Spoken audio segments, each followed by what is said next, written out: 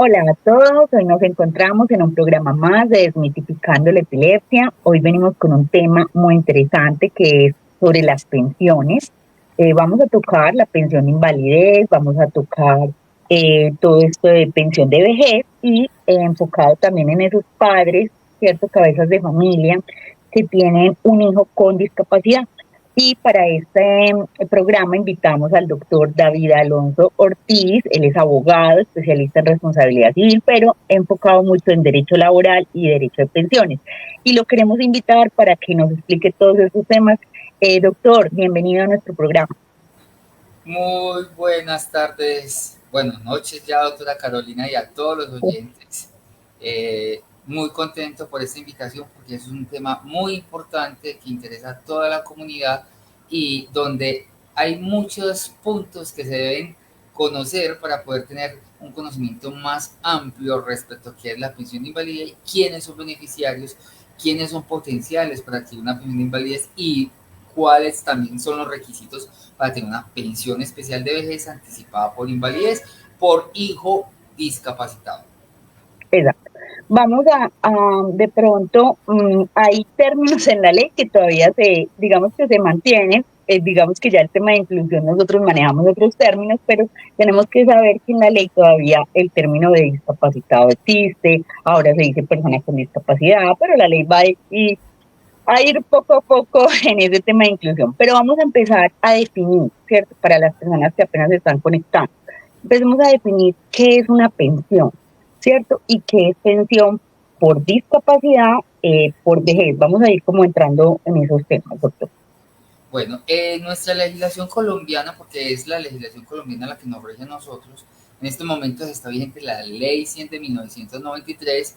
Estamos a puertas de una nueva reforma pensional que está en estos momentos nuevamente en debates porque fue devuelta por la Corte Constitucional para que se cumplieran unos requisitos, que es la Ley 2381 del 2024, que es la que nos trae la reforma.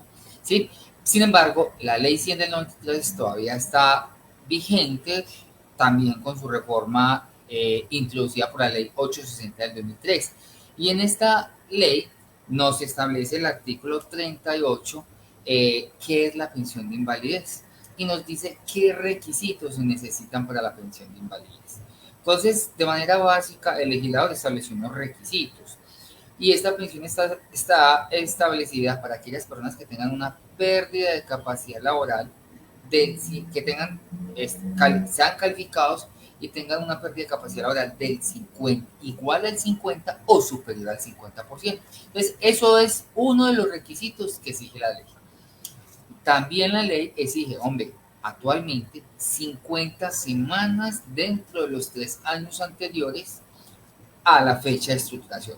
Entonces acá tocamos un tema muy importante porque no es solamente y es solamente suficiente ser inválido, porque hay veces las personas llegan y van a un fondo de pensiones, sea Colpensiones, un fondo privado, sean de estos administrados por Porvenir y Protección, se hacen calificar, y aquí voy a hacer un paréntesis porque si bien es cierto que para hacer esos trámites no se necesita un abogado, sí es importante tener el acompañamiento de un abogado experto en pensiones, especialista en esta materia. ¿Por qué?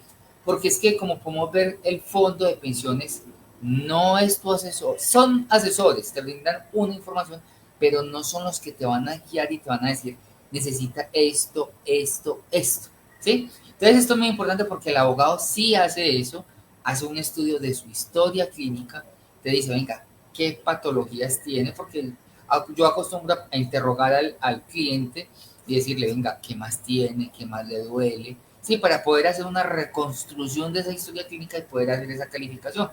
Entonces la gente llega de inmediatamente y feliz porque le dieron el 50%. Y eso no es suficiente. Uno, porque también hay que tener en cuenta el porcentaje y la fecha de estructuración. ¿Qué es la fecha de estructuración? La fecha de estructuración es aquel momento en que se establecen las secuelas que me dejan estas enfermedades que tiene el paciente, es decir, dónde se estructuran. Y es a partir de ese momento que se adquiere el 50% y es ahí donde los médicos especialistas en salud ocupacional, los calificadores, establecen una fecha de estructuración con base en un concepto médico científico que sería una prueba objetiva. Entonces, se fija la fecha de estructuración y es a partir de ahí donde me debo preguntar, ¿tengo las 50 semanas que me exige la ley? Y es ahí donde yo debo hacer el conteo. Por eso es importante el acompañamiento de un abogado, muy respetuosamente le digo que sí es importante, porque el abogado ve y avisora todos estos puntos importantes. ¿Cómo es la historia laboral? Es importante hacerme calificar yo. ¿He estado activo en el campo laboral? Desde cuándo no estoy activo? Son aspectos que se deben tener en cuenta. Porque si llevo 5, 6, 7 años que no estoy activo y mis enfermedades han ido avanzando, la pregunta es, ¿será que me hago calificar ya? ¿No me hago calificar? Entonces, es muy importante tener y analizar todos esos puntos, no solamente ir a hacerme calificar porque estoy enfermo. Entonces, por eso es importante analizar fecha de estructuración, pérdida de capacidad laboral, historia clínica y la historia laboral, donde nos demuestre que esta persona ha estado vinculada de manera activa, sea trabajando como trabajador dependiente o independiente. Entonces ya tenemos acá el otro aspecto importante que es el número de semanas. Y es ahí, fijada la fecha de estructuración, miramos desde esa fecha 3 años hacia atrás a ver si tengo las 50 semanas. Y eso es importante porque es que la gente llega y dice, es que yo tengo 500 semanas, pero la norma no le dice que tenga 50 semanas en cualquier parte. No, anteriores a la fecha de estructuración. Entonces yo puedo tener 500, 800, hasta las 1000 y probablemente no me va a dar para una pensión de invalidez si no las tengo donde lo estableció el legislador. Entonces eso es muy importante. Entonces, eso es uno de los requisitos y de las condiciones para una pensión de invalidez. Sin embargo, también la norma trae ha establecido unos requisitos aparte para las personas que son jóvenes, como unas excepciones constitucionales, porque no es el legislador y tanto la Corte Constitucional se ha pronunciado y ha determinado que no es justo como medirlos por igual a una persona joven que está iniciando su campo laboral, su fuerza laboral, y que diga que necesita 50 semanas y resulta que este joven apenas se ha incorporado por tiempos cortos y no tiene en esos 3 años las 50 semanas. Entonces, la Corte ha hecho estudios, también está establecido en la ley, donde se ha proferido sentencias, donde han dicho que a estos jóvenes, donde se trata como la pensión de la juventud o la sentencia de la juventud, donde se establece unos requisitos especiales para estos jóvenes, que son 26 semanas en el año anterior y tener la pérdida de capacidad laboral del 50%. Pero uno de los requisitos acá es tener 26 años, así lo estableció la Corte Constitucional. Sin embargo, la ley de la juventud establece que se considera joven, inclusive tratados internacionales y convenios internacionales dicen que los jóvenes se consideran hasta los 27 años. Entonces, ahí estamos en eso. La Corte ha dicho 26 años, entonces si se invalida, no se mirarían los 3 años, sino el año anterior que tengan 26 semanas. Eso es un punto.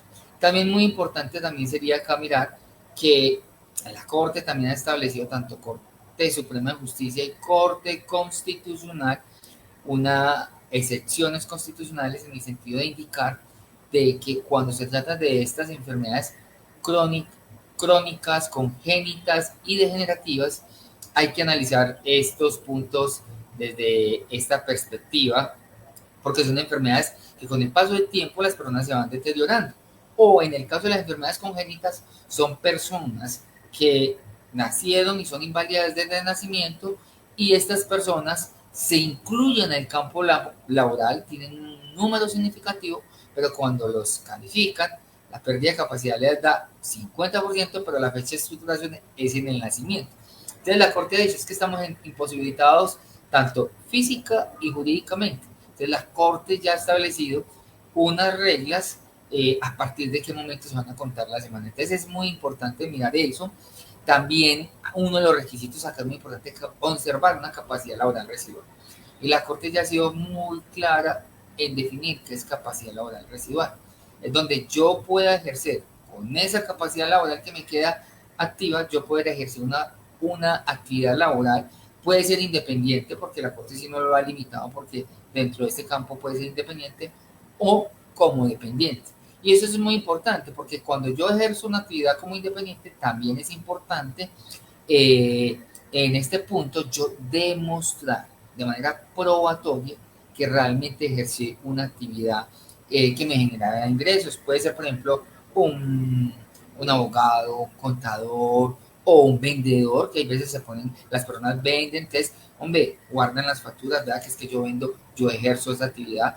Yo estuve en un caso, inclusive en un juzgado del circuito de acá en Medellín, donde se demostró que el señor vendía confites por el lado del río y los testigos con prueba testimonial demostramos que ese señor ejercía una actividad laboral y el juez concedió la pensión de invalidez y esta fue confirmada inclusive por el Tribunal Superior de Medellín.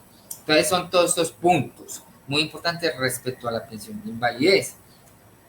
Ahora bien, respecto a la reforma laboral no atrae cambios sustanciales respecto a esta pensión de invalidez, se va a manejar más o menos en las mismas condiciones, no hay cambios así como sustanciales, pero esos son como los más importantes aspectos de la pensión de invalidez.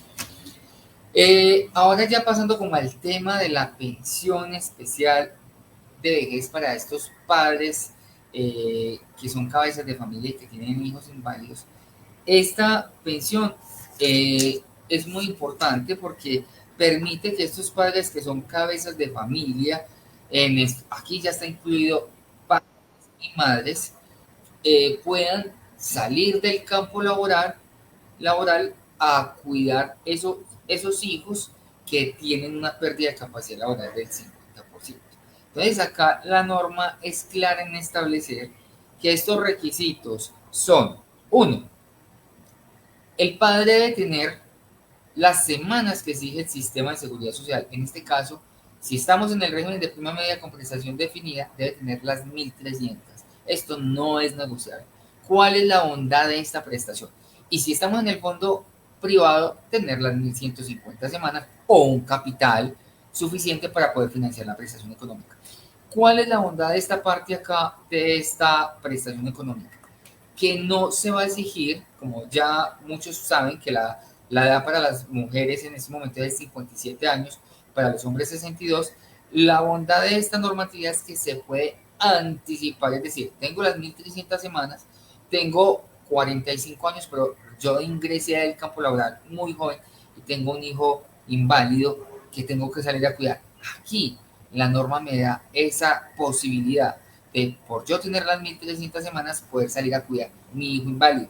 Eso sí, tengo que acreditarle a la entidad aseguradora, en este caso sea Colpensiones, administradora del régimen de prima media, o en este caso alguna administradora del RAIS, de que tengo este hijo inválido, tiene una pérdida de capacidad laboral del 50% y es imperativo yo salir, necesario salir a cuidar a este hijo para brindarle este acompañamiento, estos cuidados que necesitan en el día a día. Esa es la bondad de esta norma, pero siempre es un requisito indispensable tener el número de semanas. No es suficiente tener el hijo inválido. La única bondad es en este caso, la edad. Poderse pensionar. David, ya que te estás metiendo con el tema de los regímenes, es importante como aclarar, ¿cierto? La diferencia entre un fondo privado y un fondo público, o sea, como que la gente de pronto conozca qué es pertenecer al privado, al público, cuáles son los beneficios de pensionarme por uno público y por uno privado. ¿Será que hacemos esta diferencia, por favor? Bueno, listo. Respecto a las pensiones de invalidez, es muy importante decir, los requisitos son iguales. 50 semanas en los 3 años anteriores a la fecha de estructuración y tener una pérdida de capacidad laboral igual o superior al 50%. En este caso no hay diferencia, ¿sí? No hay diferencia porque las normas inclusive del RAIS, donde están contempladas, nos remiten a estas normas del régimen de prima media, es decir, al artículo 38, y nos establecen los mismos requisitos. Entonces no hay diferencia en este caso. Lo que sí cambia es en cuestión y en materia en pensiones de vejez, porque son maneras de liquidar diferentes. Mientras que en el régimen de prima media, que es el administrado por Colpensiones, acá el requisito es 1.300 semanas, 57 semanas para las mujeres, 62 años para los hombres. Acá la liquidación de la prestación económica es diferente. se hace con un promedio, en los términos del artículo 21 de la ley 100, con un promedio de los últimos 10 años o toda la vida laboral, con la posibilidad de que el afiliado puede escoger el que sea más favorable. Y se aplica una tasa de reemplazo que se realiza con el número de semanas y se desarrolla y se puede aumentar esta tasa de reemplazo y teniendo en cuenta las semanas adicionales a estas 1.300. ¿Qué pasa con el fondo privado? Acá es la diferencia, porque acá la diferencia, vemos que el régimen de ahorro individual es un régimen administrado por los fondos privados donde el mismo afiliado construye su prestación económica. Es decir, que todo funciona con capital y para pensionarme, para tener una pensión del salario mínimo legal, debo tener, o del 110%, debo tener un número, un capital acumulado en la cuenta de ahorro individual. Y en este capital van incluidos tanto las semanas aportadas, los rendimientos y los bonos pensionales, es decir, todo ese tiempo de servicio que se haya aportado o esté como tiempo de servicio certificado con entidades públicas. Entonces acá es muy importante, porque si en el fondo privado se exigen un capital determinado, pero hay personas que de acuerdo al ingreso base, es decir, el salario que venga a sus aportes, no alcanzan a tener un capital suficiente para financiar una pensión de vejez. Entonces acá entra a jugar un punto muy importante, lo que llamamos la pensión de garantía mínima. Y esta prestación económica solamente el legislador estableció que se necesitaban 1.150 semanas y tener la edad 57 años y 62 años.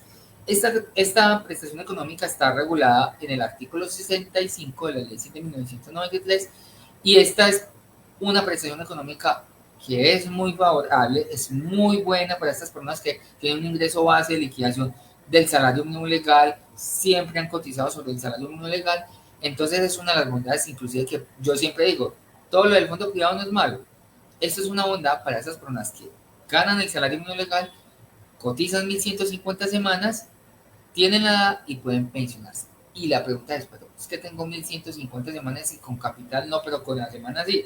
Lo que pasa es que esta prestación ya entra el Ministerio de Hacienda y Crédito Público, la Oficina de Bonos Pensionales, la Nación, a poner el capital que se necesita para financiar esta prestación económica, es decir, subsidia esta prestación económica. Es por eso que esta prestación económica se llama pensión de garantía mínima y ese es el nombre que recibe porque realmente la subsidia es el Estado. Entonces, eso son como las diferencias entre el fondo privado y el régimen de prima media que es administrado por pensiones. ¿Sí? Y que la pensión es vitalicia, ¿no? Ambas prestaciones económicas son vitalicias porque la ley 100 de 1993 fue muy clara en establecer que inclusive en caso tal de que los fondos desaparezcan, quien es garante de estas prestaciones económicas va a ser siempre el Estado. Entonces aquí nunca va a pasar de que se desfinanciaron las cuentas de ahorro individual, entonces la pensión se perdió, no. Es el Estado es garante. Y dos, son situaciones que inclusive los fondos privados tienen que prever cuando reconocen una prestación económica y cuando la están pagando. Y cuando esa persona está pensionada, está haciendo el tema de su pensión, ¿cierto? Eh, Se supone que esa persona muere. Cuando esa persona fallece, ¿se puede heredar esa pensión? ¿Qué? Bueno, yo no lo llamo tanto como heredar, la gente lo llama como heredar, Sí. pero exactamente, es como así lo llama la gente porque lo entiende más fácil. Pero exactamente, cuando los afiliados están aquí en una prestación económica, sea de invalidez, sea de vejez, esta prestación económica se puede sustituir a sus beneficiarios, ¿sí? Pero ¿qué pasa? La norma está bien clara en establecer unos requisitos para estos beneficiarios. Eh, y también establece la norma un listado de beneficiarios y esos beneficiarios tienen un orden que es excluyente. Entonces, inicialmente la norma habla de cónyuge o compañera como primer orden y ya empieza de manera descendente a decir hijos menores de edad o hijos inválidos. Entran también los padres del pensionado o del afiliado, porque en este caso pues, hay que hacer la diferencia entre pensionado y afiliado, y los padres que dependan económicamente. Ya la Corte también se ha pronunciado demasiado de manera pacífica que esta dependencia no tiene que ser absoluta, sino que puede ser una dependencia económica parcial. Y por último están los hermanos de este pensionado que sean inválidos y que dependan económicamente del causante. Y esto es muy importante porque también es otro punto muy importante, donde la dependencia, y esta dependencia hay que probarla. Y hay veces eh, no se explica bien a los fondos, y no es que uno vaya a decir mentiras, sino como que darles asesoría a los beneficiarios, qué se necesita, bajo qué circunstancias se dio esa dependencia. Entonces, son aspectos muy importantes, donde hay veces la intervención de un abogado de manera oportuna ayuda a que esta prestación económica sea reconocida por vía administrativa y no se tenga que ir a un proceso judicial donde tenga que esperar 5 o 6 años para que se le reconozca la prestación económica, porque eso más o menos está ahora en un proceso actualmente en la justicia ordinaria. Y si hablamos de la justicia administrativa, un tiempo Es más, mucho más largo. sí, Eh, eh, por ejemplo, muchos padres de familia que pueden estar conectados acá y que dicen, bueno, yo quisiera, digamos que organizar, ¿cierto?, este tema de la pensión, porque ya tenemos a un hijo que definitivamente no va a poder tener una vida laboral, sea porque tienen estos temas de salud tan complejos, ¿cierto? Tienen una enfermedad huérfana, o no solo tiene una, tienen varias, ¿cierto? Y que obviamente físicamente esa persona dice, no, o sea, no tiene calidad de vida. ¿Cómo puede empezar ese padre de familia a decir, bueno, es que a mí me gustaría tener esto organizado, ¿cierto? Ellos tienen que empezar a recolectar esa historia clínica, eh, cuáles serían esos pasos que ellos puedan empezar como a organizar. Hay gente que le gusta tener cosas organizadas sí. y saber, bueno, cuál es la pensión a la que yo debo procurar a mi hijo, debo ir sacando tengo la posibilidad de tener esta pensión de discapacidad o tengo que acoger la mía o puedo tener las dos. ¿Cuáles serían como esas vías y esas posibilidades que le podemos decir a las personas que nos escuchan? Es una pregunta muy importante, Carolina. ¿Por qué? Porque es que, ¿qué pasa a veces? Todo lo dejamos para última hora. Te resulta que para poder yo tener derecho como hijo inválido de esa prestación económica, tengo que ser inválido. Para que me puedan calificar, tengo que tener historia clínica. ¿Qué pasa si no tengo historia clínica? No me pueden calificar. Entonces, el fondo, no tengo historia clínica. ¿Qué hace? Me toca reconstruir la historia clínica. Y resulta que voy donde el especialista me da un concepto. Sí, tengo todas las patologías, pero no tengo historia. Y como la palabra lo dice, historia, es toda esa fotografía de antes, donde me está diciendo cómo es mi estado de salud. Entonces, es muy importante porque nos hemos encontrado y casos tristes, donde hemos evidenciado que esas personas son inválidas, inclusive tienen enfermedades congénitas, que son evidentes, que son de nacimiento, ¿sí? Y no tienen historia clínica. Y los van a calificar, no tiene cómo calificarlos el médico especialista o las entidades de seguridad social, en este sea por Colpensiones, Junta Regional, Junta Nacional o las aseguradoras, y no tienen historia clínica, ¿sí? O no, llegan y llaman la última historia clínica porque entonces como se me murió mi papá, se me murió mi mamá, yo fui donde el médico me dio un concepto, pero me dice, sí, tengo un ejemplo, una epilepsia no controlada desde niño, desde nacimiento, que me hace perder la conciencia de esas rebeldes que no las controla, mejor dicho, nadie, y he tenido un trastorno cognitivo de leve a moderado, que eso me podría llevar a una pérdida de capacidad laboral superior al 50%, pero no tengo una prueba objetiva, es decir, una historia clínica donde diga que todo eso es de nacimiento. Sí, el neurólogo, el especialista lo dijo en el concepto de hoy, pero resulta que mi papá murió hace un año. ¿Cómo es el calificador para fijar la fecha de estructuración si tiene que ser basado en una prueba objetiva? Es decir, el calificador va a decir, sí, es inválido, pero a partir de hoy que yo puedo evidenciar porque tengo una prueba objetiva. Entonces, es muy importante que estos padres que tengan un hijo con estas condiciones que no pueden, que los imposibilita para ingresar al campo laboral o que tengan estas deficiencias que los llevan a ser inválidos, es importante que consulten, los hagan calificar a tiempo y estos dictámenes los aporten a las entidades de seguridad social. Y eso es importante porque yo me he encontrado con casos, y tuve un caso muy especial de una hija con un retardo mental, ¿sí? Y cuando llegamos a la Universidad Nacional, Junta Regional, porque se hizo el dictamen inicialmente como perito de la Junta Regional, la estructuraron después de la fecha del fallecimiento de la madre. Obviamente, la prestación económica la iban a negar, era inválida, pero la invalidez era posterior al fallecimiento. ¿Qué tocó hacer? Empezamos a reconstruir, a interrogar. La señora, pese a su discapacidad, tuvo unos hijos. Empezamos a interrogar a estos hijos. Y nos dicen, no, es que mi abuela dejó todo organizado. Ella había dejado todo organizado, la universidad sabía que ella era inválida. Pedimos esos expedientes y efectivamente nos encontramos una prueba reina que los médicos de esa época habían determinado que sí era inválida y tenía un dictamen de pérdida de capacidad laboral ya realizado en la universidad y no se había dicho nada.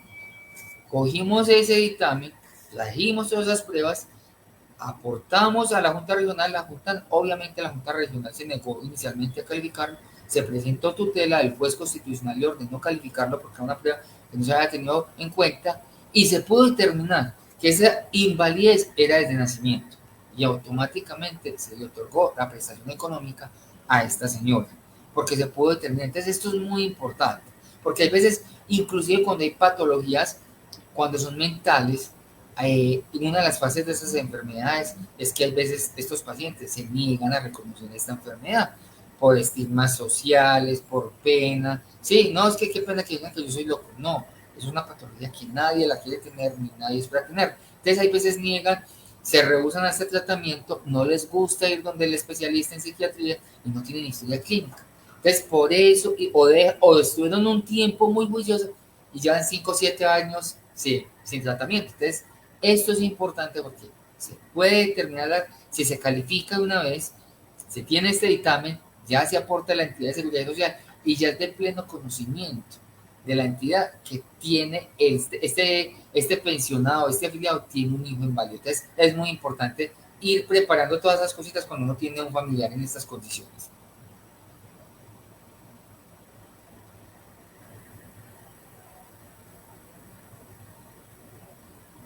Hola, bueno, se cayó un poquito la señal.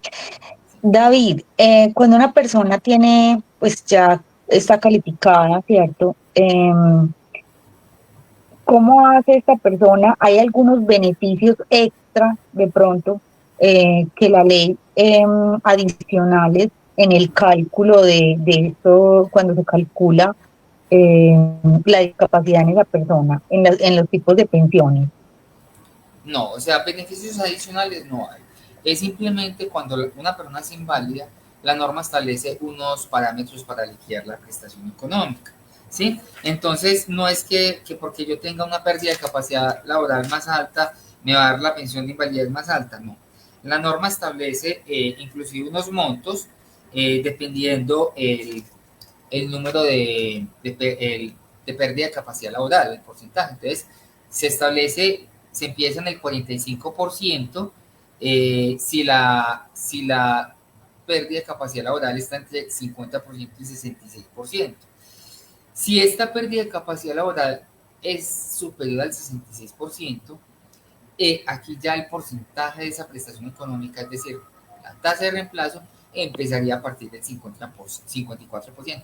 Pero eso también influye mucho, es teniendo en cuenta mi ingreso base de cotización para elegir la prestación económica. Es decir, yo puedo tener un porcentaje de pérdida de capacidad laboral del 66%, pero si mi ingreso base de cotización siempre fue el salario mínimo legal, nunca va a tener incidencia. Siempre la prestación económica va a ser el salario mínimo legal. Pero resulta que yo me ganaba 20 millones de pesos, pero mi pérdida de capacidad laboral es del 66%. Y fuera de eso yo ya tenía muchas semanas cotizadas. Acá sí hay incidencia en la liquidación de la prestación económica. Uno, porque el porcentaje es superior al 66%, entonces es decir, que el porcentaje empieza en el 54%. Y a partir de ese 54%, después de las semanas adicionales, a las primeras 500, a partir de ahí yo puedo aumentar ese porcentaje hasta obtener el máximo, que es el 75%. Entonces, pero no quiere decir que porque yo tenga un porcentaje de pérdida de capacidad laboral alto, la pensión me va a aumentar o va a ser superior. No. Eso solamente es para casos cuando realmente se tienen muchas semanas cotizadas, la base de cotización es alta. Pero cuando la base de cotización siempre es el salario mínimo legal, la prestación económica siempre va a ser del salario mínimo legal, sea invalidez, sobrevivencia, vejez. Entonces, no influye tanto ahí en ese sentido. Es cierto que uno puede obtener o puede tener dos pensiones. O sea, yo puedo tener dos pensiones. Sí. Acá es muy importante decir, hombre, sí, pero ¿en qué casos? Yo Ujú. puedo tener, resulta que yo soy inválido y resulta que yo me invalidé y resulta que yo era inválido, adquirí mi prestación económica por invalidez y resulta que yo vivía con mi cónyuge, ¿sí? Mi cónyuge fallece. Si yo cumplo con los requisitos de convivencia y mi cónyuge dejó causar la prestación económica, puedo acceder a esa prestación económica, ¿sí? También hay casos, hombre, un accidente laboral. Resulta que yo tuve una pérdida de capacidad laboral del 50% de origen profesional y tengo derecho a esta pensión de invalidez de origen profesional. El sistema me permite que yo puedo seguir cotizando al sistema, al régimen de prima media o al RAS, para poder obtener una pensión del sistema de para vejez y no son incompatibles porque la fuente de financiación son diferentes. Entonces, en este caso, sería otro punto donde yo podría tener esta pensión de invalidez de origen profesional y esta de origen común por vejez. ¿Sí? Voy a mirar unas preguntitas. Hay una pregunta que la vi hace ratico y es que si existe una pensión parcial. No, no hay pensiones en Colombia, no hay pensiones parciales, no ni Mm. media pensión, porque a veces la gente le consulta a uno, es que yo quiero, a ver si tengo derecho a una media pensión. No, en Colombia no está establecido media pensión ni pensión parcial, no. Ahora, pues, con la reforma pensional, si no se cumplen los requisitos, la norma trae muchos beneficios Ujú. en los sistemas de acuerdo a los pilares, sea contributivo, semicontributivo o solidario. Entonces van a haber unas prestaciones económicas que son como unos subsidios de manera vitalicios para estas personas. ¿Sí? Como unos bonos pensionales. No lo llamemos bonos, es una renta vitalicia, así lo dice, que ya se calcularán, ya saldrán los decretos reglamentarios que establecerán los parámetros para liquidar de acuerdo al número de semanas que tengan, cómo van a ser esa renta vitalicia. O en el caso de los adultos mayores o unas personas que cumplan ciertos requisitos que están en el pilar totalmente solidario, también van a tener una renta vitalicia, pero todo eso está pendiente para entrar en vigencia y también hay que mirar los decretos reglamentarios, qué otros requisitos van a traer para tener derecho a estas rentas vitalicias que establece la nueva ley 2381. Por acá me dicen buenas noches. Si mi hijo con invalidez ya está pensionado y como madre estoy cotizando, ¿tengo derecho a la pensión anticipada? Es una pregunta muy interesante porque yo pensaría que sí, y le voy a decir por qué y con qué argumento.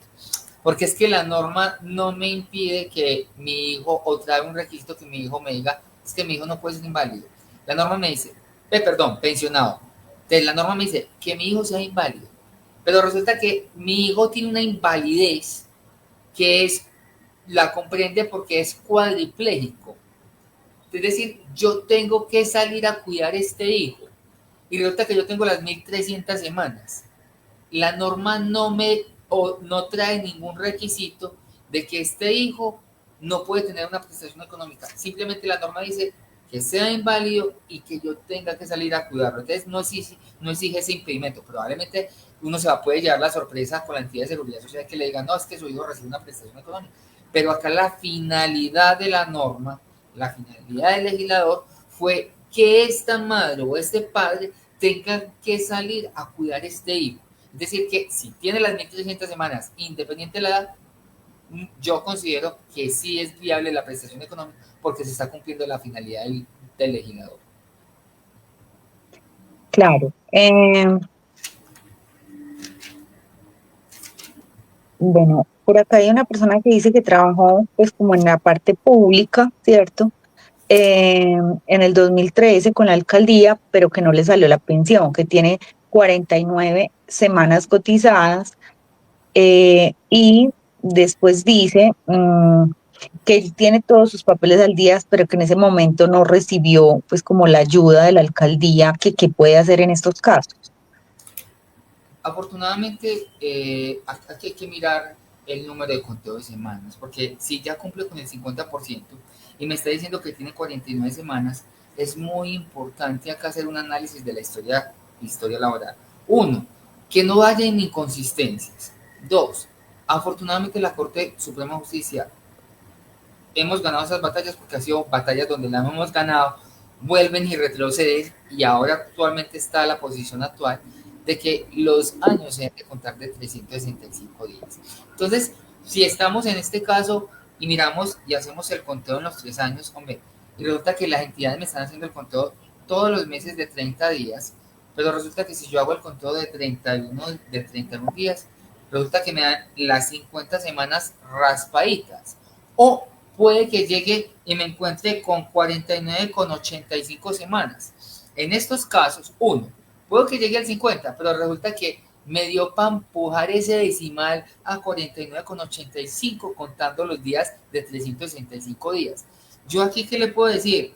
Hombre, la entidad de seguridad social no lo va a hacer, pero el legislador, afortunadamente, y la Corte Suprema de Justicia, especialmente la Corte Suprema de Justicia, ha dicho, venga, cuando estamos en 49,85, podemos aproximemos a 50 semanas.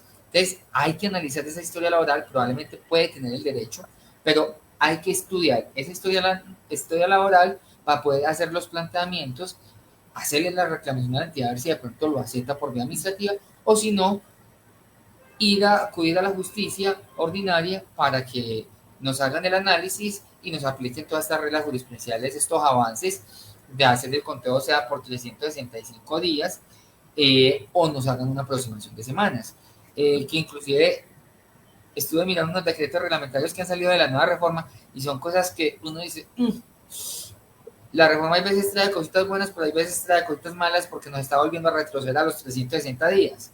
¿Sí? Entonces, el avance que hizo la Corte Suprema de Justicia en estos decretos reglamentarios está retrocediendo. Entonces, uno dice, ¿pero qué pasó acá? ¿Sí? Pero entonces, en el caso de este afiliado, es muy importante analizar la historia clínica. Es más, si la historia clínica no nos da, perdón, la historia laboral, también es importante unas veces analizar la historia clínica. ¿Qué pasa? Hay veces, como ya dije, la fecha de estructuración es muy importante. Y por eso es importante a veces el abogado. Resulta que es que Bien. a mí cuando me dijo, o cuando me dijo, no, es que tiene que traerme la historia clínica los 6 meses anteriores, no necesito más. Y resulta que es que yo vengo con esta patología hace 10 años. Yo soy enfermo, yo tengo una patología mental, una esquizofrenia hace 10 años y he tenido múltiples intentos de suicidio, múltiples hospitalizaciones y resulta que realmente mi pérdida de capacidad laboral no fue en esta fecha de estructuración, sino fue más atrás y resulta que a mí me calificaron porque me dijeron que aportaba la historia clínica de los últimos 6 meses. Entonces, cuando yo avisoro esto, como porque me acompañó un abogado, yo le puedo decir a un médico especialista en salud ocupacional, sea de la Universidad de Antioquia o de la Universidad del CES, que me revisen esta historia clínica. Si hay posibilidad de modificar esa fecha de estructuración con prueba objetiva. Y resulta que ellos dicen, sí, se puede modificar porque está mal calificado, este señor es inválido de mucho atrás. Y resulta que tiene las 50 semanas hasta más. Entonces hay que mirar todas las alternativas. Pero sí es importante, pero y reitero, el abogado es importante en el acompañamiento de una pensión de invalidez, porque hay que mirar la historia clínica, el conteo de semanas y la vida laboral, los aportes al sistema. ¿Qué diferencia hay, por ejemplo, no sé si eso radique en el empleado público y en el empleado privado? Pues porque un empleado público, pues de alguna manera tiene como unos beneficios, ¿cierto? No es lo mismo yo trabajar en la alcaldía, en la gobernación. Entonces, estos entes, yo simplemente tener un trabajo en una empresa privada, como el corriente, o en mi emprendimiento. Eh, ¿Nos puedes hacer eso, esas No. diferencias?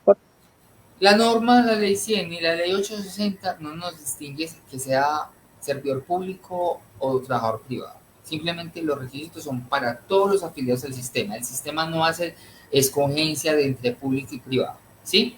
En este caso, todos los requisitos son igual para todos los afiliados. Lo que marca acá la diferencia es, en caso tal de que me toque demandar, ¿dónde demandaría? Acá, si Ah, soy empleado público de la categoría de servidor público, empleado público me tocaría en la justicia administrativa, pero si soy servidor público de la categoría de trabajador oficial sería en la justicia administrativa. Es lo único que marca la diferencia, pero respecto a los requisitos son iguales para todos, en tanto en pensión de invalidez, pensión de sobrevivientes, salvo que se trate de una pensión de vejez, una sustitución, con régimen de transición, que puede ser normas aplicables de manera diferente. ¿Sí? bueno, vamos a mirar. Bueno, yo quiero hacer una claridad, sé que está conectando gente de otros países.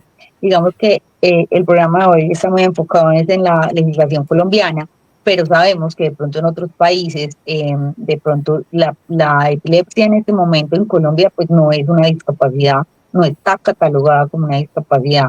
Sin embargo, sí hay personas que han logrado la pensión porque no solo tienen epilepsia, sino que tienen otros diagnósticos, ¿cierto?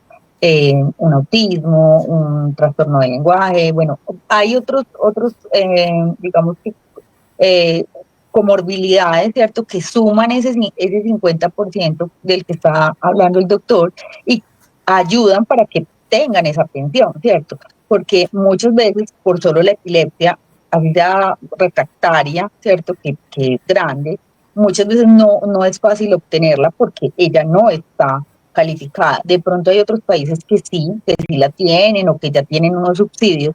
Es importante pues como aclarar y para las personas que de pronto pues quieran buscar en sus países, porque veo gente conectada de México, de otras partes, si tienen esta posibilidad, pues hay que mirar con la legislación de allá cómo es, porque de pronto allá sí pueda que la epilepsia sea ya les puedan dar un bono, algo pensional, no sé, algún subsidio, ¿cierto? En todos los países se maneja como un lenguaje de pronto diferente, pero es interesante que vean cómo se puede plantear en otros países, porque veo pues hacen como preguntas como esa. ¿Cómo se calcula el monto de una pensión, David? Ok. Eh, Acá hay que distinguir si es pensión de vejez, pensión de Ujú, sobrevivencias, pensión de invalidez. ujú, Todas se liquidan con base, si estamos en presencia del régimen de prima media, es decir, el administrado por Colpensiones. ujú. Acá todo se liquida con base en el artículo 21 de la ley 100 del 93 que nos establece los parámetros, sea con los últimos 10 años o toda la vida laboral. De acuerdo a eso, ya se establecen los promedios, que es el IBL, y ya se establece la tasa de reemplazo. Para las pensiones de vejez, la tasa de reemplazo, que es el porcentaje, está establecido en el artículo 34 de la ley 100 del 93. Para las pensiones de invalidez, ya como lo dije, esa está regulada en el artículo 38 y 39, y aquí nos establecen cómo se halla esa tasa, y el 40, no, cómo se halla esta tasa de reemplazo. Y para la pensión de sobrevivientes también tiene un capitulito, unos artículos especiales donde dice cómo se establece. Pero sin embargo, el promedio, el artículo 21 de la ley 193 es como la regla para todas estas prestaciones económicas, pero el porcentaje sí se halla de manera diferente. Para la pensión de invalidez de una manera, para la pensión de sobrevivientes de otra manera, y para la pensión de vejez también de otra manera. ¿Sí? Eh, Se ha comentado mucho que la ley 100, pues de pronto ha habido, pues la critican mucho, ¿no? Es como que no tiene muchos beneficios, pero eh, esta ley tiene beneficios pensionales frente a esos padres que son cabezas de familia y que tienen ese hijo con discapacidad, que siempre le han tirado mucho a la ley 100 no sé, siempre la vemos como negativa. No, En la parte pensional es igual o no? no, como le digo, o sea, está la bondad que trae la pensión especial de vejez anticipada por estos hijos discapacitados o sea, inválidos. Entonces, la ley sí trae esa bondad para estos padres. Sí, obviamente hay que cumplir estos requisitos, las 1.300 semanas. Lo que no hay que cumplir es la edad. Es decir, que la ley sí trae cosas muy buenas. ¿Qué es lo que pasa? Que es que a veces nos encontramos con personas que no han aportado ni han sido muy juiciosos aportando al sistema y quieren solicitar una prestación económica. Pero lo que pasa es que el sistema y ha establecido estos requisitos, unos requisitos en unos espacios temporales, porque es que aquí juega todo el sistema de financiación, de reaseguros, toda esa parte que van a entrar a financiar estas prestaciones económicas, porque no es solamente suficiente con los aportes realizados, porque realmente para financiar una prestación económica se necesita un capital alto.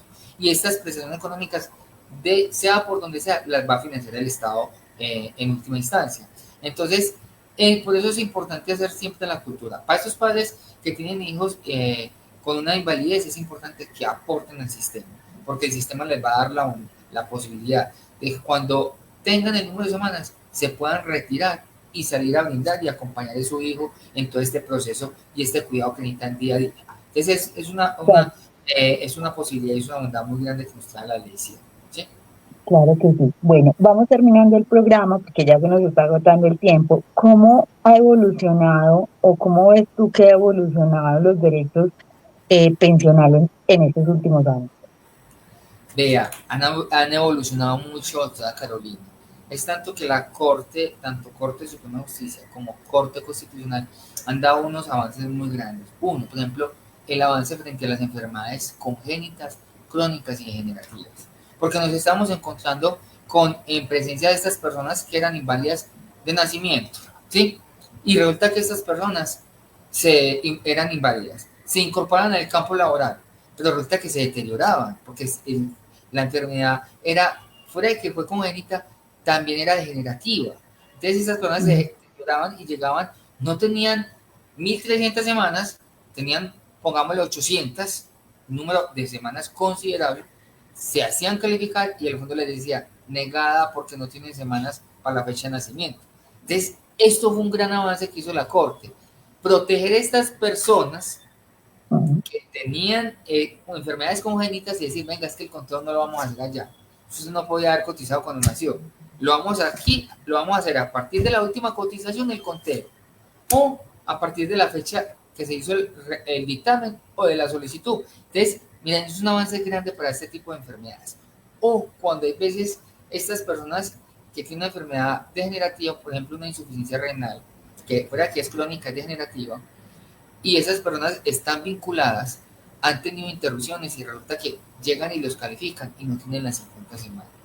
Pero resulta que esa persona, por la necesidad, por todo el sacrificio que hacía, estuvo trabajando 4, 5, 6 años, 7 años, ¿sí? Y siguió trabajando y aportando al sistema. Pero también se deterioró, también se enfermó y se complicó su estado de salud. La Corte ha dicho, venga, esta enfermedad por ser crónica y degenerativa es aquí en este momento en que este señor está dejando de trabajar porque se tiene que retirar. Aquí lo vamos a hacer el conteo de semanas. Entonces, son avances que han hecho las Cortes de esta manera protegiendo a estas personas. Inclusive la pensión, en este caso, para la juventud, que inclusive la norma traía una limitante, que era la pero lo extendió a los 26 años. Ahora se está haciendo como la idea de que se extienda a los 27 porque la norma nos habla de 27 años. Entonces, son avances que ha dado la jurisprudencia en este caso. ¿Qué impacto crees que tendrá la reforma pensional que se discute hoy en el Congreso? Vea, pueden haber impactos positivos y pueden haber impactos negativos. Hombre, yo siempre me he preguntado, no sé cómo el Estado va a financiar estas prestaciones económicas. Obviamente hay unos pilares, ya se bajaron los topes, ¿sí? Pero la pregunta es, por ejemplo, en estos pilares solidarios, pilar semicontributivo, cómo se van a financiar todas estas prestaciones económicas. Porque si uno hace una comparación del sistema de nosotros con los sistemas europeos, sistemas de otros países, las edades son más altas, el tiempo que se necesita es más alto, porque realmente no se financia, no es fácil la financiación.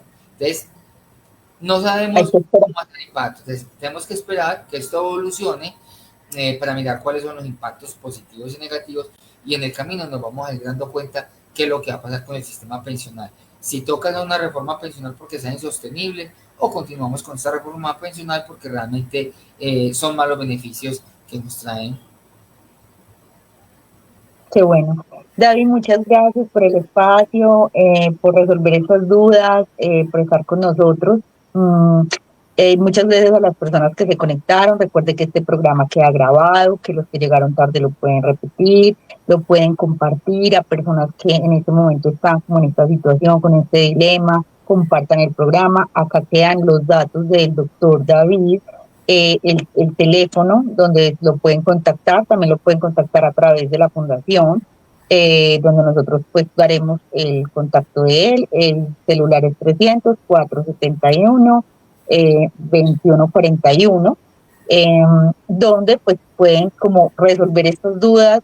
Y bueno, darles muchas gracias a todos por esta invitación. David, muchas gracias por atender nuestra llamada.